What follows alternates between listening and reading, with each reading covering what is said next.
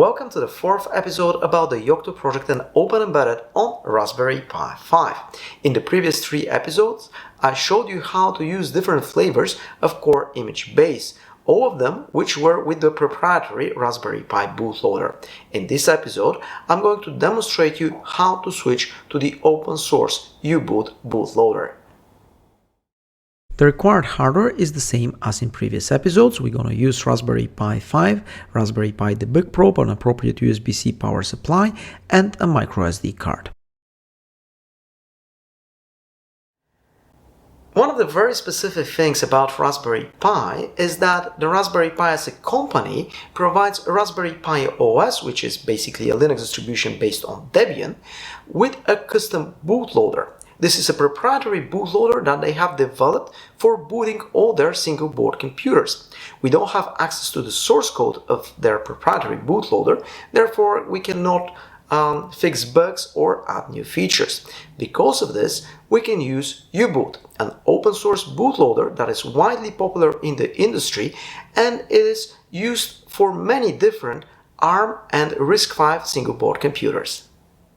Let's open a terminal on my build machine and enter the directory where I built the previous versions of core image base for the previous episodes about Yocto Project on Raspberry Pi 5. It has been a while since I built the previous images for the previous demonstrations, so let's make sure we are up to date and update all the Git repositories. In my case, all these Yocto OpenEmbedded layers are based on release Scarthgap. Manually running git pull on several occasions is annoying, and there are better solutions, for example using Google Repo or Git submodules. I'll cover them in later episodes.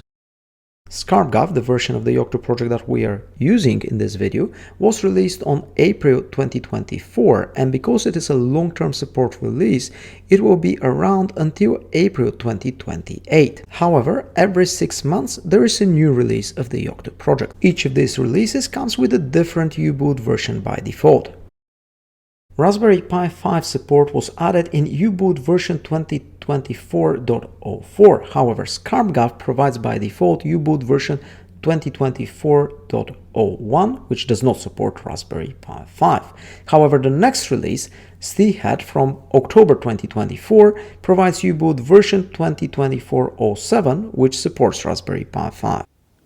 All of the video tutorials that I recorded so far from this series about the Yocto project and OpenEmbedded on Raspberry Pi 5 are based on the long-term support release Scarthgap, which comes with an older uboot version which does not have support for Raspberry Pi 5. So the solution specifically for Scarthgap is to add an extra layer that provides the right version of uboot which supports a Raspberry Pi 5. However, if you're using a newer Yocto release, you don't need this layer. This is something very specific for the Scarthgap release. To solve the problem that we're having here with Raspberry Pi 5 and uboot on Scarthgap, we need the Yocto OpenEmbedded layer meta-lts-mixins and the branch Scarthgap/uboot. I'm doing these video tutorials just for fun in my spare time to help the Yocto community. However, I have a full-time job at a consultancy company and I'm a colleague with Tim Olling, who has created this layer. Tim did a great job to add support for uboot 2024.04, which supports Raspberry Pi 5 for Yocto release Scarthgap. I'm going to execute two commands which are actually available in the description of the video. First, I'm going to clone the layer, and after that I'm going to add it with bitbake add layers. You all know the drill from my previous videos. Well, actually I executed three commands because I also initialized the build environment. Anyway, the exact commands are available in the description of the video. As I explained you, Raspberry Pi OS comes with a proprietary bootloader which is used for all Raspberry Pi single board computers. And by default, the same proprietary bootloader is used with the meta-Raspberry Pi community port support package layer for Yocto and OpenEmbedded. However, there is a knob to switch to uboot. What actually happens is that Raspberry Pi first boots with their proprietary bootloader which loads uboot. Back in the terminal where I've initialized the build environment, I'm going to use the Vim text editor to open local.conf file from the directory conf, and at the bottom of this file I'm going to set the variable rp use uboot equals to 1.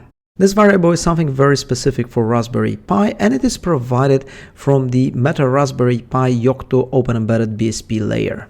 After saving the changes to local.conf, I'm going to type in bitbake core image base to rebuild the image, this time with uboot. What happens behind the scenes is that meta-raspberrypi brings the SD card image RP BB class, which checks the value of this variable and, depending it, if needed, enables and switches uboot. Although we're not building core image base from scratch, there are some significant changes which will require some time to be built. Therefore, with the magic of video editing, I'll fast forward. I have successfully built core image base, this time with uboot as bootloader, so I have to flash the image to a micro SD card and try it out. Let's assemble the hardware. I'm gonna plug the micro SD card on which I flash core image based into the Raspberry Pi 5. As in previous videos, I don't want to attach an HDMI monitor, so instead I'm going to use the Raspberry Pi debug probe for serial communication. Raspberry Pi 5 has this dedicated UART connector between the two micro HDMI ports.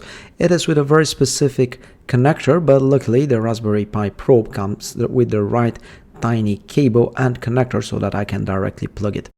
Using a micro USB to a USB cable, I'm going to connect the Raspberry Pi debug probe to one of my laptops on which I'm running Ubuntu 24.04, and on my laptop I'm going to open a terminal in which I'm going to execute the screen command so that I can get the output from the serial console. Raspberry Pi 5 will boot immediately after I plug the USB-C cable coming from the power supply, and I'll get serial output coming in the terminal. I have to be very quick as uboot gives me just several seconds to interrupt the normal startup and enter the uboot shell. The trick is to press any key but in the right time. Let's have a closer look. After interrupting uboot normal startup in the uboot environment, I'm going to execute a few commands. The first one is print env, which without an argument prints all the variables in there. I can also use the same command with a specific variable to check its value. For example, with the variable soc, which stands for system on a chip. I can modify the values of the existing variables or create brand new variables. For example, let's create test using the env command with the argument set, and let's set value of 1 to the test variable. Let's do a quick sanity check with the print env command to make sure that we have the right value and to reset the board to see what's going to happen. Raspberry Pi 5 was quickly rebooted and I pressed the key to interrupt the auto boot. I wanted to check again the value of the test variable, but instead I got this error. To understand what is going on, have a look at the log and pay attention to the line that says loading environment from FAT. Okay, so what happened here is that I created a variable in the uboot environment and set a value for it. I verified that the value is properly set. However, after rebooting, the variable was missing. This is because I didn't save the uboot environment to a persistent memory. For this, there is the save env command. Let's do it again, but this time I'm going to do it properly. I'm going to again create a variable called test, but this time I'm going to set a value for it of 2. After that, I'm going to verify that the variable test is properly set to 2, but I'm going to also execute another command that I've mentioned. This is save env. Upon success, I'm going to see the message saving environment to FAT.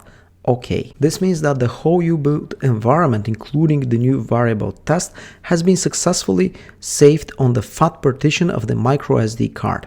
Let's do a sanity test, and to make sure that everything works as we expected, this time after resetting the board, the test variable should be there and it should have a value of 2. I use the print env command to verify that the value of test is as we expected, everything is okay, so we can proceed. I typed in the boot command and the system will boot into our Linux distribution.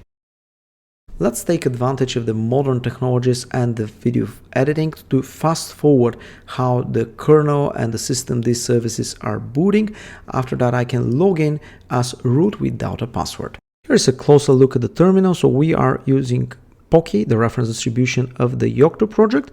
We are using version Scarthgap. This is the long-term support release of the Yocto project. The kernel that we are running on this system is 6.6. This is a fork of the Linux kernel maintained by Raspberry Pi in their GitHub repository.